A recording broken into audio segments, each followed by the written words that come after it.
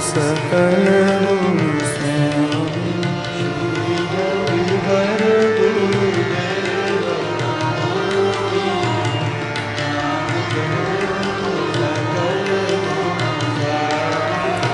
श्री हरिहर गुरुदेव नमामि, आनंद रूप सकल गुण स्वामी।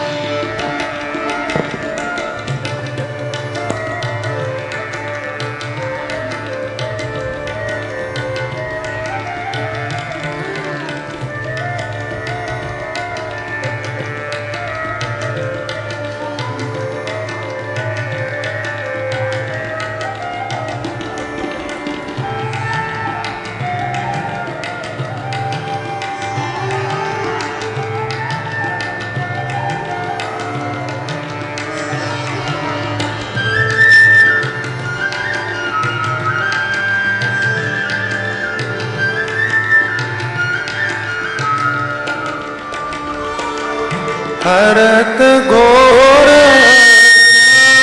निशा को,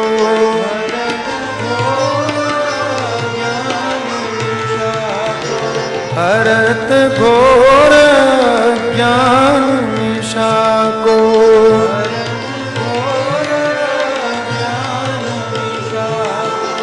मेटत मूल मंद कृष्णा को,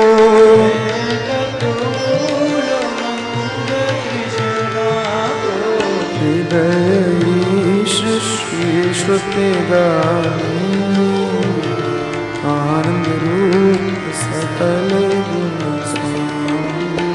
जय ईश श्री श्रुतिगामी आनंद रूप सकल गुण स्वामी।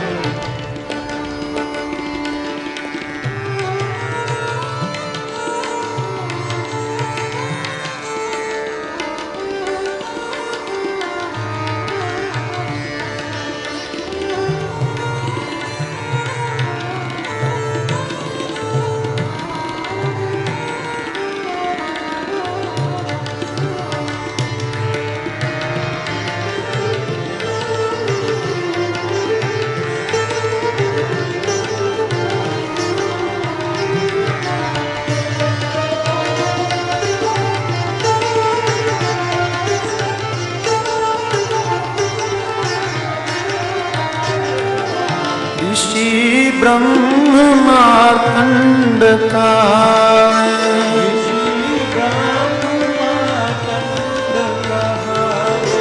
ऋषि ब्रह्म मार्तंड का,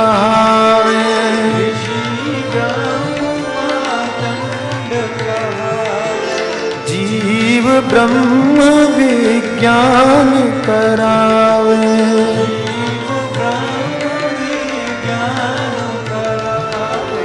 पूर्ण शक्ति अंतर्यामी आनंद रूप सकल गुण स्वामी।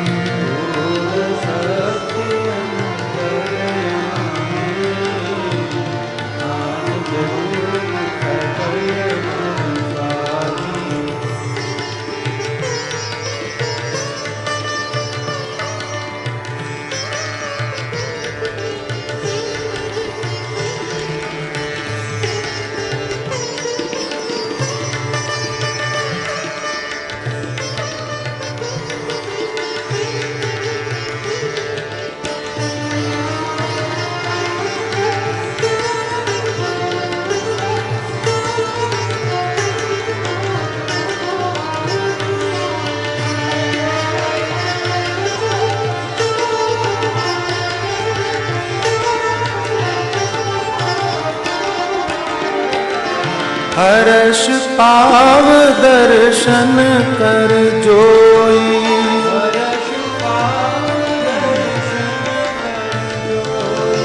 हर्ष पाव दर्शन कर जोई, हर्ष पाव दर्शन कर जोई। आत्म रूप लखे सोई सोई,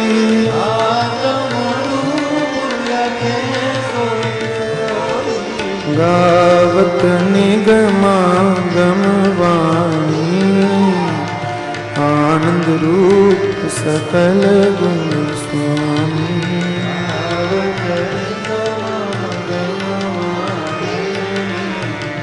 आनंद रूप सकल गुण स्वामी।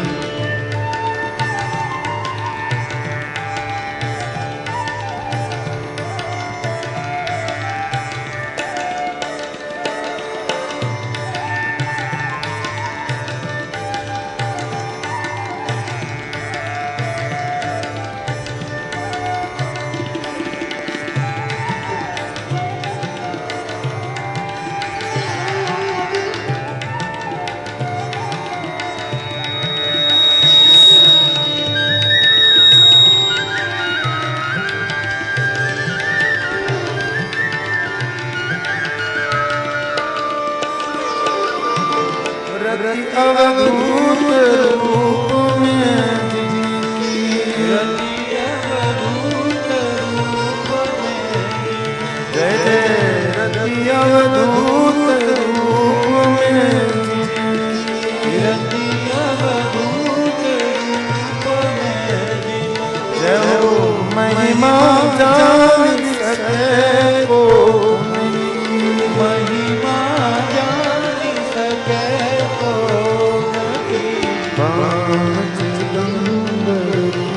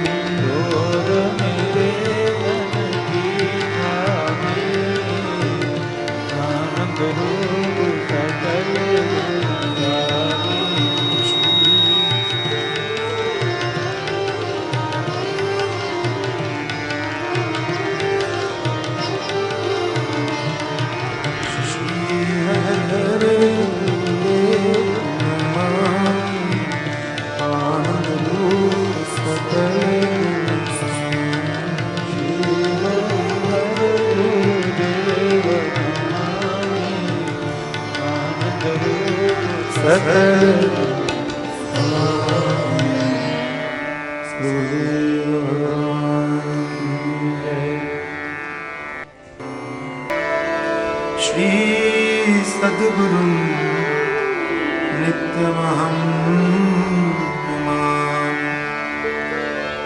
देवी प्रपन्नार्ति हरे प्रसीद प्रसीद मातर् जगतोऽखिलस्य प्रसीद विश्वेश्वरि पाय विश्वम् ममीश्वरि देवी चराचरस्य यं प्रव्रजन्तमनुपेतमपेतकृत्यं वैपायनो विरह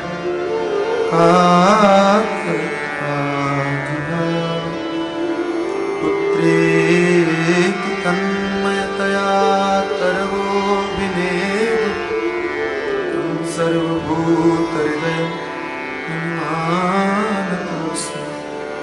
सच्चिदानन्दरूपाय विश्वोत्पत्त्यादिहेतवे तापत्रयविनाशाय श्रीकृष्णाय वयं नमः।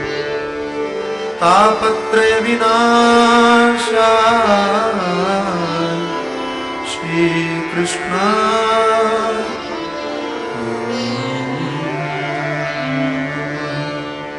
ऐसे लोग ब्रह्म भगवान पावन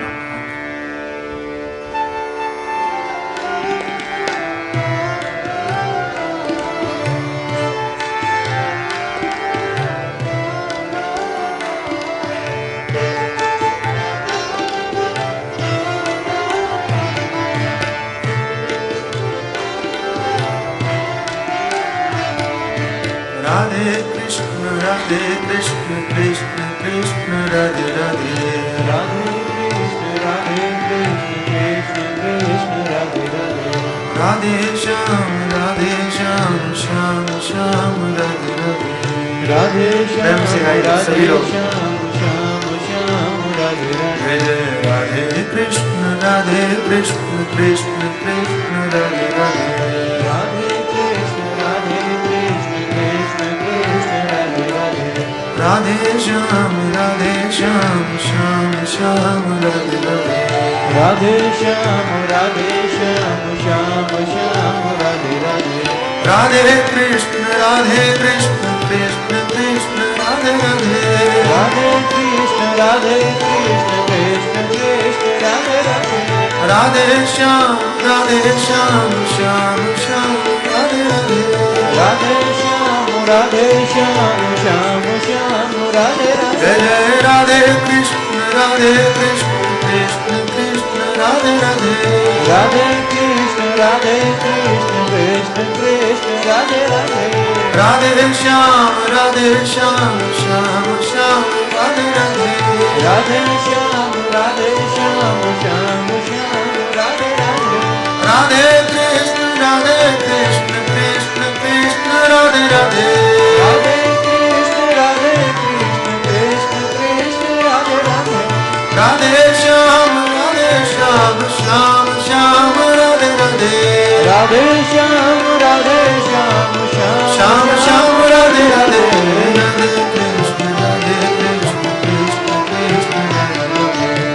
Krishna, Krishna Krishna, Radhe Krishna, Krishna Krishna, Radhe Radhe. Radhe Shyam, Shyam Shyam, Radhe Radhe. Radhe Shyam, Shyam Shyam, Radhe Radhe. Radhe Krishna, Krishna Krishna, Radhe Radhe. Radhe Krishna, Krishna Krishna, Radhe Radhe. Radhe Shyam, Shyam Shyam, Radhe Radhe. Radhe Shyam, Shyam Shyam, Radhe Radhe. Radhe Krishna, Krishna Krishna, Radhe Radhe. Radhe Krishna, Krishna Krishna, Radhe Radhe. Radhe Shyam, Shyam Shyam, Radhe Radhe. Radhe Shyam, Shyam Shyam, Radhe Radhe. Radhe Krishna, Krishna Radhe Radhe. Radhe Krishna, Krishna Krishna, Radhe Radhe. Radhe Shyam, Shyam Shyam, Radhe Radhe. Radhe Shyam, Shyam Shyam Radhe Radhe. Radhe Krishna, Krishna Radhe Krishna, Krishna Radhe Radhe. Radhe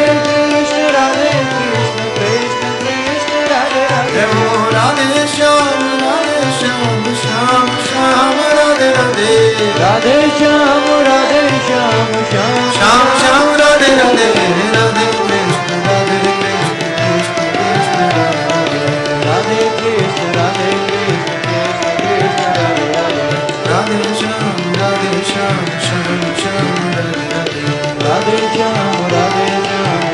Shyam Radhe Radhe. Radhe Krishna, Krishna Krishna, Radhe Radhe. Radhe Krishna, Krishna Krishna, Radhe Radhe. Radhe Shyam, Shyam Shyam, Radhe Radhe. Radhe Shyam, Shyam Shyam, Radhe Radhe. Radhe Krishna, Krishna Krishna, Radhe Radhe. Radhe Krishna, Krishna Radhe Radhe. Radhe Shyam, Shyam Shyam, Radhe Radhe. Radhe Shyam, Shyam Shyam, Radhe Radhe. Radhe Krishna, Radhe Krishna, Krishna Krishna, Radhe Radhe. Radhe Shyam, Shyam Shyam, Radhe Radhe. Radhe Shyam, Shyam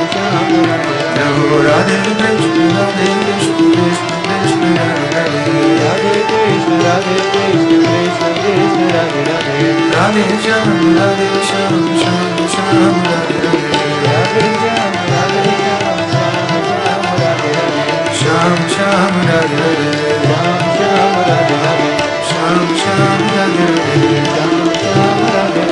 Shyam Shyam Radhe Radhe Shyam Shyam Radhe Radhe Shyam Shyam Radhe Radhe सद्गुरुदेव सच्चिदानंद भगवान की जय सनातन धर्म की जय श्री कृष्णचंद्र भगवान की जय श्री भागवत महापुराण की जय श्री वेदव्यास जी महाराज की जय श्री शुभदेव भगवान की जय यस्तु तत्र पुमांसो भून्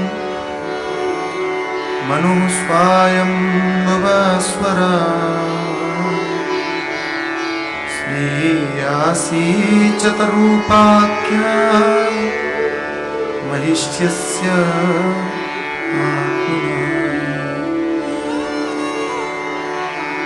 तदा मिथुनधर्मेण प्रजायेदां बभूविरे सचापि शतरूपायां पंचापत्यानि के गंदे से गंदे भाग को अपना आहार बनाता है। भगवान ने सोचा कि मैं वाराह के रूप में आऊंगा, देवताओं को पता चल जाएगा कि मैं पृथ्वी की रक्षा के लिए आया हूँ। नाक से ही क्यों प्रकट हुए? क्योंकि पृथ्वी और नाक का संबंध है। पृथ्वी गंध गुण वाली है और गंध को ग्रहण करने वाली नासिका है। पृथ्वी के ही सत्व गुण से नासिका का निर्माण हुआ है। नाक से भगवान प्रकट हुए, सीधा संकेत दिया कि मैं पृथ्वी की रक्षा करूंगा, प्रकट होऊंगा। भगवान अंगूठी के बराबर प्रकट हुए, देखते देखते विशाल हो गए, बढ़ने लगे। देवताओं ने स्तवन किया। भगवान वाराह देवताओं को अभयदान देकर पृथ्वी की रक्षा के लिए रसातल में गए। विदुर जी ने पूछा कि महाराज, हमने सुना है कि जिस समय भगवान पृथ्वी की रक्षा के लिए गए थे उसी समय पर उन्होंने हिरण्याक्ष को मारा था। ये कौन था? मैत्रेय जी ने कहा, भगवान के दो द्वारपाल थे, जय और विजय, वैकुंठ में थे। वैकुंठ का मतलब मालूम? जहां पर कुंठा न हो, गांठ न हो, विगता कुंठा, कोई गांठ जहां ना हो, वही वैकुंठ। आप अपने जीवन को भी वैकुंठ बना सकते हैं, हम अपने जीवन को भी वैकुंठ बना सकते हैं, लेकिन हमने अपने जीवन में इतनी सारी गांठें लगा रखी हैं कि यहाँ वैकुंठ का आनंद नहीं मिल सकता। और वैकुंठ वे ही लोग जाते हैं जो अपनी यहाँ गांठों को तोड़ देते हैं, छोड़ देते हैं, समाप्त कर देते हैं। जय विजय की विचित्र बात देखिए, वैकुंठ में भगवान के पास पहुंचने के बाद भी गांठ नहीं छूटी, गांठ नहीं टूटी। सनक सनंदन सनातन सनत कुमार चारों भाई दर्शन करने के लिए गए, रोक दिया, नहीं जा सकते, महात्माओं के लिए तो प्रवेश। लेकिन जैसे ही रोका, महात्माओं को क्रोध आ गया, शाप दे दिया कि तुम दैत्य हो जाओ। दोनों की बातें सुनकर के भगवान बाहर आए। भगवान को जब पता चला, भगवान ने पूछा क्या हुआ है, और जब मालूम हुआ कि इन्होंने रोका था, तो भगवान ने द्वारपालों को समझाया, ऋषियों को कहा कि देखो, मैं दुनिया में सब कुछ सहन कर सकता हूँ, लेकिन संतों का अपमान नहीं सहन कर सकता, महात्माओं का अपमान सहन नहीं कर सकता। भगवान ने क्या कहा? बहुत प्यारी बात कही। छिन्द्याम स्वबाहुमपि वह प्रतिकूल वृत्तिम। भगवान ने कहा कि अगर मेरा हाथ भी संतों का अपमान करे तो मैं अपने हाथ को भी काटने से नहीं चूकूंगा, उस हाथ को भी काट डालूंगा। संतों का अपमान नहीं सहन कर सकता। जय विजय ने अगर संतों का अपमान किया है, इन्हें पृथ्वी पर जाकर के दैत्य जीवन गुजारना पड़ेगा। वे ही जय विजय महर्षि कश्यप के पुत्र के रूप में प्रकट हुए। दिति के पुत्र दैत्य बने हिरण्याक्ष और हिरण्यकशिप। उन्हीं में से हिरण्याक्ष बड़ा बलशाली था। भगवान वाराह पृथ्वी को उठा करके जब रसातल से ऊपर चले, हिरण्याक्ष वहां पहुंच गया, कहने लग गया, आपका बड़ा बल सुना है, बड़ी वीरता सुनी है, आप मेरे साथ युद्ध कीजिए। हिरण्याक्ष ने कई बार कहा, लेकिन भगवान ने ध्यान नहीं दिया। इसका क्या संकेत है? इसका मतलब यह है कि जब आप कोई एक काम हाथ में लें तो दूसरे में हाथ मत डालिए। पहले एक काम को पूरा कीजिए, उसके बाद में दूसरे काम में हाथ डालिए। अगर दोनों काम करने की कोशिश किया तो दोनों के बिगड़ने की संभावना है। भगवान ने संकेत किया कि मेरा अवतार राक्षसों को मारने के लिए नहीं हुआ, मेरा अवतार पृथ्वी के उद्धार के लिए हुआ है। पहले पृथ्वी का उद्धार हो जाए, बाद में फिर राक्षस से निपटेंगे। वो गालियां देता रहा, भगवान सुनते रहे, भगवान ने सहन किया। ध्यान रखना, आपके कार्य की पूर्ति के लिए अगर आपको कुछ अपमान सहन करना पड़े तो करना। आप अपना ध्यान भंग करना मत, एकाग्र चित्त होकर के कार्य करो। भगवान ने पृथ्वी को ऊपर अंतरिक्ष में स्थापित किया, उसके बाद में घूम करके हिरण्याक्ष को देखा, बोले अब तुमसे निपटेंगे।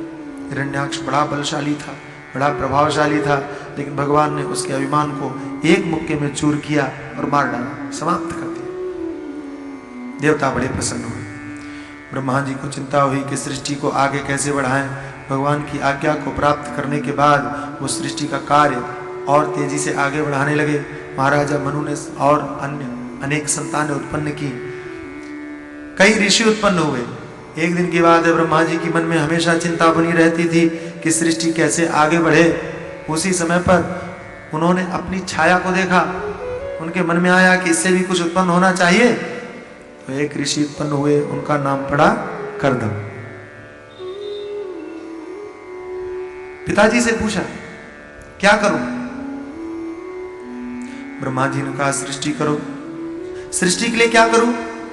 विवाह करो। विवाह के लिए क्या करूं? अच्छा, आप लोग विवाह के लिए क्या करते हैं? क्या करते हैं? नहीं मालूम? लड़के वाले हैं तो लड़कियां ढूंढते हैं, लड़की वाले हैं तो लड़के ढूंढते हैं, ऐसे ही होता है। ब्रह्मा जी ने क्या कहा? ब्रह्मा जी ने कहा कि विवाह करना है, हाँ तो तपस्या करो। समझ में आए? भागवत सुनने का मतलब है सारी बात समझ में भी आनी चाहिए। ब्रह्मा जी ने कहा विवाह करना है, सृष्टि करना है, तो विवाह के लिए क्या करें? पहले तपस्या करो। अच्छा, आप लोगों के यहाँ विवाह के पहले कोई तप करता है? आज बोल नहीं रहे हो, आपको सुनाई पड़ रहा है ना? आपको, हमको आज बढ़िया सुनाई पड़ रहा है। आपको सुनाई पड़ रहा है? अच्छा सुनाई पड़ रहा है तो बोलो ना। आपके यहाँ विवाह के पहले कोई तपस्या करता है? इसलिए जिंदगी भर तपस्या करनी पड़ती है। अगर विवाह के पहले तप लो तो जीवन में फिर आगे रोना नहीं पड़ेगा, लेकिन जीवन में विवाह से पहले नहीं तपते हो, इसलिए फिर जिंदगी भर रोना पड़ता है, जिंदगी भर तपना पड़ता है। कर्दम को कहा जाओ तपस्या करो। कर्दम तप करने के लिए तपस्या की। अच्छा, तप करने के लिए जब पहुंचे, ऐसी तपस्या किया, ऐसी तपस्या किया, भगवान जब प्रकट हुए उनके तप को देख करके रो पड़े, आंखों में आंसू आ गए। अश्रु बिंदु जमीन पर गिरे, पृथ्वी पर गिरे, एक सरोवर बन गया, नाम पड़ा बिंदु सरोवर, गुजरात में है। भगवान ने कहा मैं तुमसे बहुत प्रसन्न हूं और मुझे यह भी मालूम है कि तुम तपस्या क्यों कर रहे हो। विदित्वादवचैत्यं मे पुरैव समयोजितत् यदर्थमात्मनियम त्वयैवाहं समर्चिता। मैं प्रसन्न हूं और मैंने तुम्हारी भावनाओं को समझकर व्यवस्था कर रखी है। इसलिए महाराजा मनु अपनी कन्या को लेकर के जब तुम्हारे पास में विवाह का प्रस्ताव लेकर आए तो तुम मना मत करना, विवाह कर लेना। कर्दम ने कहा महाराज मैं विवाह करने के लिए ही तपस्या कर रहा था, ये सही है, लेकिन आपका दर्शन करने के बाद आप विवाह करने की इच्छा नहीं, क्या करूंगा? मुझे तो ये झंझट लग रही है, तो मैं विवाह नहीं करना चाहता हूं। भगवान ने कहा नहीं नहीं, तुम तपस्या करने के लिए जिस कार्य की सिद्धि के लिए आए थे वो करो, उसके बाद में फिर देखना। बोले फायदा क्या है, विवाह करने से होगा क्या? तो भगवान ने कहा विवाह करने से ये होगा कि अगर तुमने विवाह किया तो मैं तुम्हारे यहाँ संतान बनकर के आऊंगा, पुत्र बन के आऊंगा, तुम्हें अपना बाप बनाऊंगा। कर्दम ने कहा अगर ऐसी बात है तो मैं विवाह करूंगा। नारद जी को प्रेरणा हुई, देवर्षि नारद महाराजा मनु के पास गए। 3 कन्याएं उनके थी, आकुति, प्रसूति, देवहूति। देवहूति बीच की थी, छोटी प्रसूति। देवहूति के लिए देवर्षि नारद जी ने महर्षि कर्दम का नाम सुझाया। और महाराजा मनु शत्रुपा और देवहूति को लेकर रथ पे सवार हुए महर्षि कर्दम के आश्रम में चले। ये कथा मुझे बहुत अच्छी लगती है, आप लोगों की बड़ी काम की है, सुनिएगा। गृहस्थ जीवन में कैसे रहें। कई लोग कहते हैं गृहस्थ जीवन में भजन पूजन नहीं हो पाता है, बड़ी झंझट। अगर आपको गृहस्थ बनकर रहना है तो कर्दम की तरह रहो। देखो कर्दम ऋषि थे, छोटी सी कुटिया में रहते थे। चक्रवर्ती सम्राट की कन्या, राजा की कन्या, और विवाह का प्रस्ताव लेकर के कहां गए? कुटिया में। ऐसा देखने को मिलता नहीं, लेकिन देवर्षि नारद जी ने प्रेरणा दी, अपनी कन्या को लेकर के गए। पहुंचे कैसे? कुटिया से लगभग 12 किलोमीटर दूर रथ को रोक दिया, पैदल चले। किसी ने पूछा आप तो चक्रवर्ती सम्राट हैं, इस पृथ्वी के सबसे पहले सम्राट हैं, आपको तो रथ लेकर के जाना चाहिए, पैदल क्यों जा रहे हैं? महाराजा मनु ने कहा कि हमने ऐसा सुना है कि संत के पास जाए तो पैदल जाना चाहिए। ज्यों ज्यों पग आगे धरे कोटि की यज्ञ समान, एक एक कदम का करोड़ों यज्ञों के समान फल होता है। मैं घर से तो पैदल नहीं आ सकता, कम से कम 12 किलोमीटर ही पैदल चलूं। और दूसरी बात एक और मेरी समझ में आती है, क्या कि मैं आश्रम में जा रहा हूं, वहां आश्रम में ऋषि निवास करते हैं, वे ऋषि ध्यान में बैठे होंगे, तपस्या कर रहे होंगे, साधन कर रहे होंगे, जप कर रहे होंगे। मैं अपने रथ को लेकर के अगर आश्रम में जाऊंगा, रथ की आवाज से उनका ध्यान भंग हो सकता है। ये हम अपराध क्यों करें? कितनी विचित्र भावना, आप समझ रहे हैं ना? कितनी महान भावना कि रथ की आवाज से और कहीं महात्माओं का ध्यान भंग न हो जाए, इसलिए हमको पैदल जाना चाहिए। इसलिए वो महाराजा मनु है, इसलिए उनको अधिकार है कि वो आपको सिखाने के लिए स्मृति लिख करके जाएं, क्योंकि उन्होंने जो दूसरों को बताया वो अपने जीवन में स्वयं व्यवहार किया। महाराजा मनु पहुंचे, कर्दम ने देखा हमारे यहाँ सम्राट आए हैं, कुटिया थी, उनको बिछाने के लिए क्या दिया? अब आश्रम में और क्या होगा? तो उन्होंने आसन बिछा दिया, 3 आसन बिछाए, एक महाराजा मनु के लिए, दूसरा शत्रुपा के लिए, तीसरा देवहूति के लिए। हुआ क्या कि महाराजा मनु बैठ गए, शत्रुपा बैठ गई, देवहूति नहीं बैठी। क्यों? देवहूति ने सोचा ये मेरे होने वाले पति हैं, हुए नहीं है, बात होने आई है, पता नहीं होंगे भी कि नहीं, हो सकते हैं, उनके द्वारा हम उनकी सेवा हम कैसे स्वीकार करें? समझ में आ रहा है? आजकल ये बात सुनाने बड़ी अटपटी लगती है ना, सुनने में भी अटपटी लगती हो। और अकोला में तो मुझे पता नहीं कि आप कितने आधुनिक हुए हैं, लेकिन मुंबई में, गुजरात में मैंने देखा है, वहाँ तो बुरी हालत है।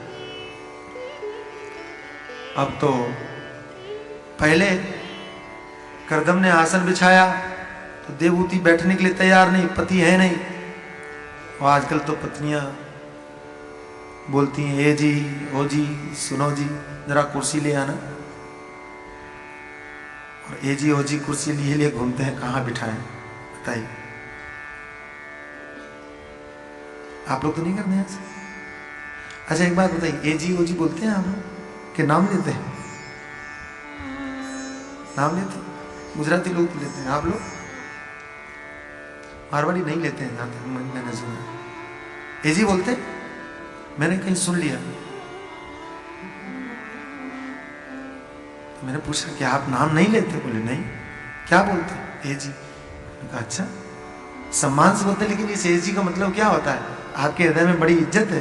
बोले इज्जत तो इज्जत कुछ नहीं है। तो बोले सीधे सीधे बोल नहीं सकती, अब ये गधे इसलिए ए जी बोलते हैं, शॉर्ट फॉर्म है।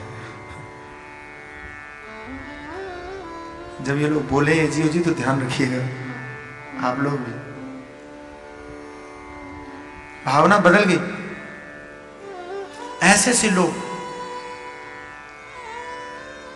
आसन बिछाया है कर्दम ने, बैठी नहीं, लेकिन नहीं बैठती है तो भी अपमान है, हाथ से छुआ, प्रणाम कर लिया, स्वीकार किया, लेकिन हम बैठ नहीं सकते क्योंकि हम इस लायक नहीं है। कई लोगों को ऐसा लगता है हमारे शास्त्रों में नारियों का दमन है, नहीं है, स्त्रियों का दमन नहीं है।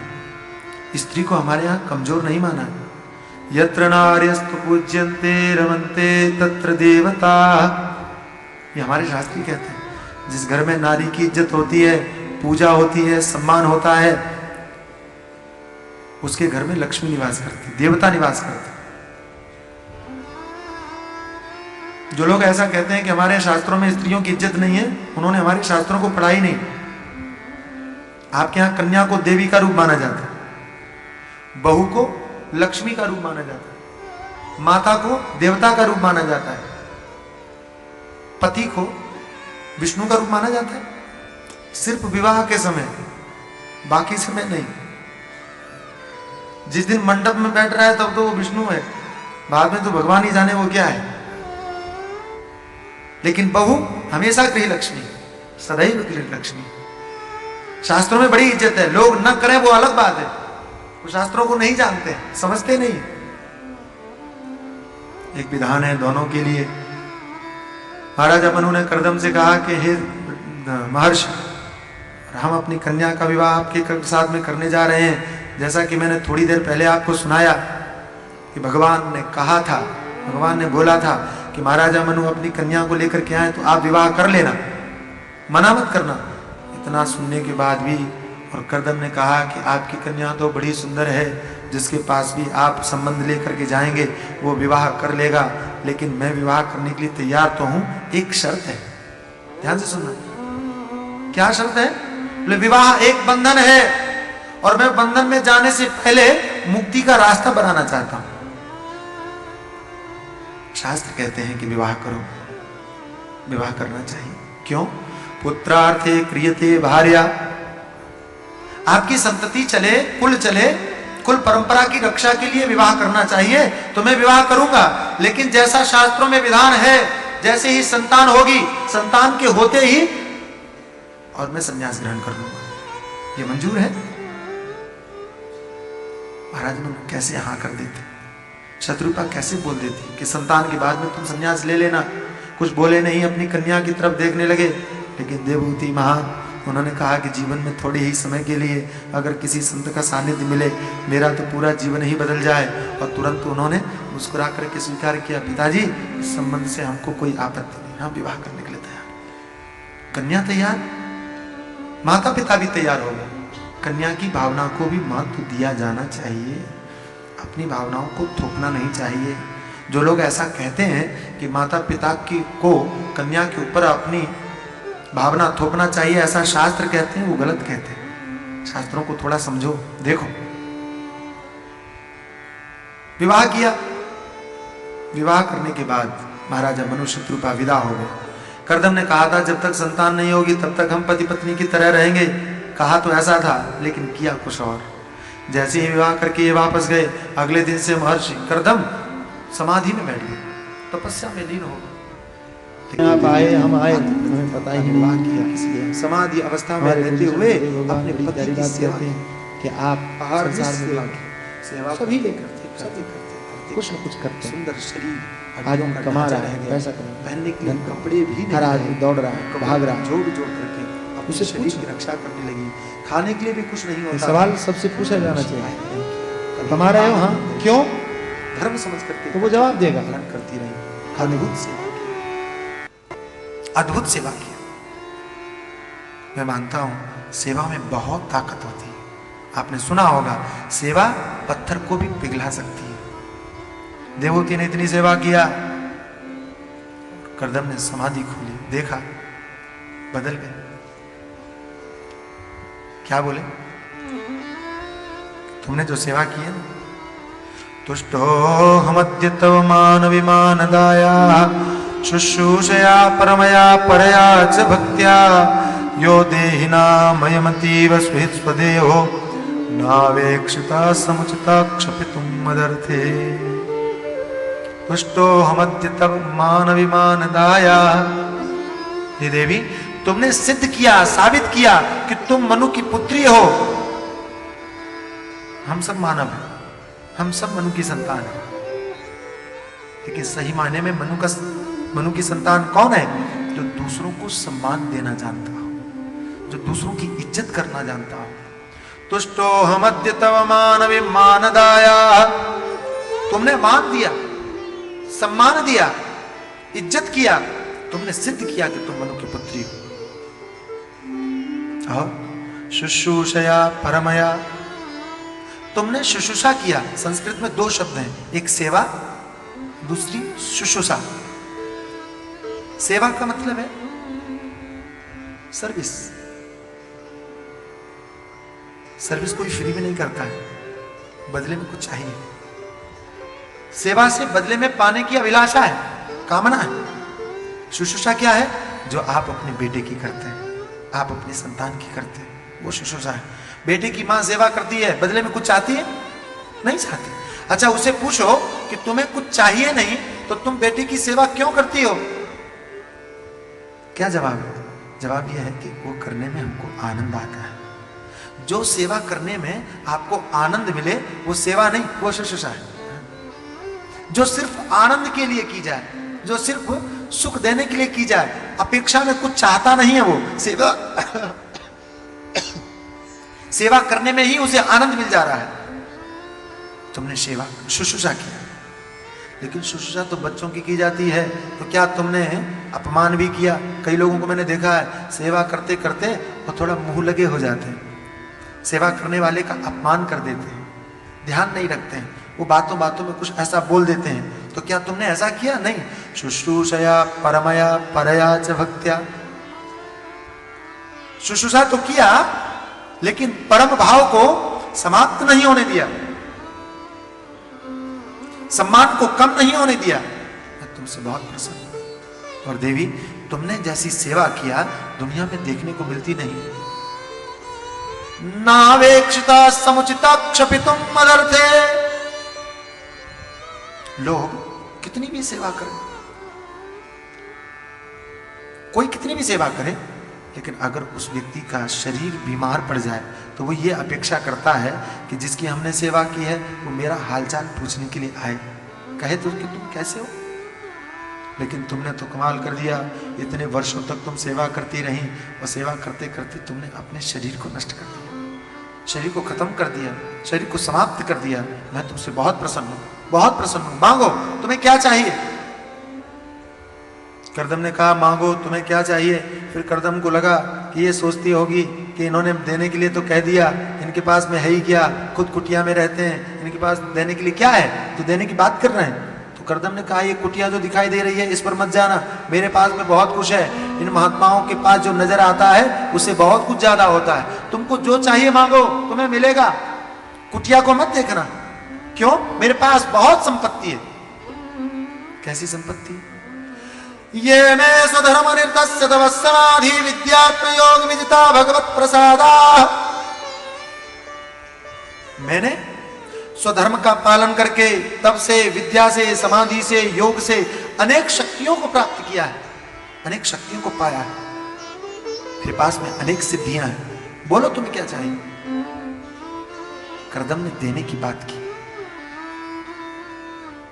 आप लोग ध्यान दें,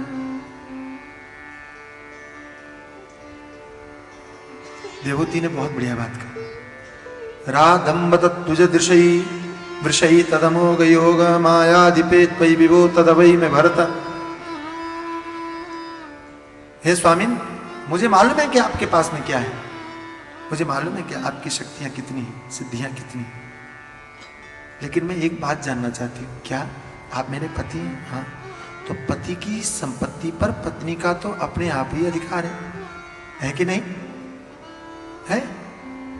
अधिकार है। पति की संपत्ति पत्नी की है तो चाहिए तो मांगने की क्या जरूरत है, जब चाहिए तो उठा के ले लेंगे। बात आ रही है समझ? मैं आपको एक बात याद दिलाऊं, हमारे शास्त्रों में जल्दी पति पत्नी में झगड़ा हुआ ऐसी कहानी सुनने को नहीं मिलती। कभी पढ़ना, पुराण पढ़ना, भागवत पढ़ना, रामायण पढ़ना और भी चीजें पढ़ना, पति पत्नी का झगड़ा जल्दी मिलेगा नहीं आपको। और आजकल ऐसा घर नहीं मिलेगा जिसमें वो झगड़ा होता ना हो। कारण मालूम पड़ता है, समझ में आता है? बात यह है, पहले झगड़ा नहीं होता था। क्यों?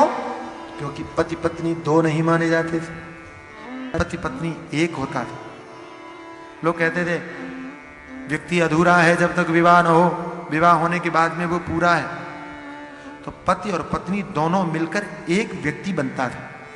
अब एक बात बताइए आप हमको, आपका ये हाथ कभी इस हाथ से झगड़ा करता है? बोलो। लेकिन ये झगड़ा करने लगेगा जब ये अपना अस्तित्व अलग मानने लगे। होगा कि नहीं होगा? समझ में आ रहा है ना? आजकल झगड़ा होने लगा क्योंकि पत्नी अपना अलग बैंक बैलेंस बनाने लगी, पति अपना अलग बैंक बैलेंस बनाने लगा। दोनों रोज चेक करते हैं किसमें ज्यादा किसमें कम। सब अपनी अपनी भावना को देखते हैं, अपने अपने घर को देखते हैं, अपना अपना देखते हैं। होना चाहिए था कि पति पत्नी को देखे, पति पत्नी को देखे। कभी झगड़े का सवाल ही पैदा नहीं होता, लेकिन गड़बड़ हो गया, विवाद होने लगा। देवती ने कहा महाराज आपकी संपत्ति हमारी है, मांगने की जरूरत कहाँ है? जब मुझे लगेगा तब मैं उठा लूंगी। लेकिन आपने कहा कि कुछ मांगो, मुझे कुछ नहीं चाहिए, मैंने कुछ मांगने के लिए सेवा नहीं किया। लेकिन आपको एक बात याद दिलाना चाहूंगी, आपने हमारे पिताजी से कहा था कि जब तक संतान नहीं होगी तब तक हम पति पत्नी की तरह रहेंगे। आपको याद है? हाँ, बस जैसे जितनी भी पतिव्रता सती सावित्री स्त्रियां हैं वे विवाह के बाद अपनी गोद को भरी हुई देखना चाहती हैं, वैसे ही मेरी अभिलाषा है और मुझे कुछ नहीं चाहिए। और मैं हम लोग तो कैसे भी रह लिए, लेकिन आने वाले मेहमान के लिए एक छोटी सी सुंदर कुटिया बन जाए, इतनी अभिलाषा है। करदम उनकी सेवा से प्रसन्न तो थे ही, उन्होंने कहा अच्छा तुमको कुटिया चाहिए? अभी देखो चमत्कार किया, सुंदर विमान, ऐसा सुंदर विमान तैयार किया इंद्र भी देख करके लज्जित हो जाए। उसमें हीरे पन्ने की तो फर्श बनी हुई थी, आपसे कितने ऐसा वर्णन है। सुंदर विमान तैयार करने के बाद और देवभूति से कहा कि इसमें प्रवेश करो, लेकिन देवभूति का शरीर तो दुबला पतला, झुर्रियां पड़ गई थी शरीर, सुंदर केश राशि जटा बन गई थी। संकोच हुआ, उस मटमैले फटे हुए कपड़ों को पहनकर उस सुंदर विमान में कैसे प्रवेश करें, कैसे जाएं? देवभूति ने कहा कुछ नहीं, लेकिन करदम ने समझ लिया। ध्यान दो, पति पत्नी का संबंध कैसा होना चाहिए? पति के मन की बात पत्नी समझ जाए, पत्नी के मन की बात पति समझ जाए, इतना आपस में सामंजस्य हो, एक दूसरे की समझ हो। मैंने कहीं सुना है कि कबीर के पास कुछ लड़के गए, उन लड़कों ने पूछा दोपहर के समय, दोपहर में 12 बजे पूछा कि आप तो विवाहित हैं, हम एक बात आपसे पूछना चाहते हैं। कबीर ने कहा पूछो। आप ये बताइए विवाह करना अच्छा है कि बुरा? हम लोगों को विवाह करना चाहिए कि नहीं? दोपहर के 12 बजे सवाल किया। कबीर बाहर बैठे थे, उन्होंने कहा तुमको अभी जवाब देते हैं, थोड़ी देर रुको। उन्होंने आवाज लगाई अपनी पत्नी को, सुनती हो? अंदर ने पूछा हाँ बोलो। कहा बाहर बहुत अंधेरा है, दीपक जला के ले आओ। समझ में? दोपहर के 12 बजे कबीर ने अपनी पत्नी को आवाज दिया, बाहर अंधेरा है, दीपक जला के ले आओ। पत्नी ने कहा लाती हूं, और दीपक जलाकर और बाहर रख दिया। पत्नी चली गई। दोपहर के 12 बजे लड़कों ने देखा, लड़कों ने कहा महाराज आप हमारे सवाल का जवाब बाद में देना, पहले ये बताओ आपकी पत्नी पागल है क्या, या आप पागल? दोपहर के 12 बजे आप दीपक मांग रहे हैं, पत्नी पूछ भी नहीं रही है, दीपक जला के घर जा रही है, इसका क्या मतलब हुआ? कबीर ने कहा पत्नी अगर ऐसी हो तो विवाह करना अच्छा, कि तुम जो कहो वो माने। इतनी समझ हो कि दोपहर में 12 बजे भी दीपक जलाने के लिए बोला तो चुपचाप जला के चली गई, तो विवाह अच्छा। वरना आप लोग जरा सोचो कि दोपहर में 12 बजे आपके पति आपसे कहें बाहर बहुत अंधेरा है, दीपक जला के लाओ, क्या बोलोगे? आंखें फूट गई हैं क्या? मैंने कहीं सुना एक बेचारा पति, आजकल बेचारे पति बहुत मिलते हैं हमें,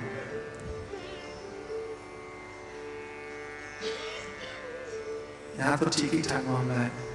मैं एक जगह गया, वहां पतियों की संख्या कम थी।